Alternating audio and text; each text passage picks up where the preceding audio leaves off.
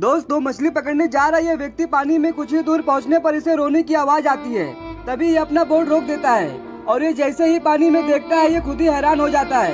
एक बिल्ली का बच्चा पानी में तैरता हुआ इसके बोट के पास आ रहा था। ये इसे जल्दी से उठाकर बोट पर रख देता है, लेकिन तभी उसके बाद भी रोने की आवाज बंद नहीं होती है और तभी इसे दिखाई देता है कि एक दूसरा किटन भी इसके पास आ रहा है। ये इसे भी उठाकर अपने पास रख लेता है। दोस्तों बिना कोई स्वार्थ के इन बेजुबानों की मदद करने वाले व्यक्ति के लिए लाइक जरूर करें।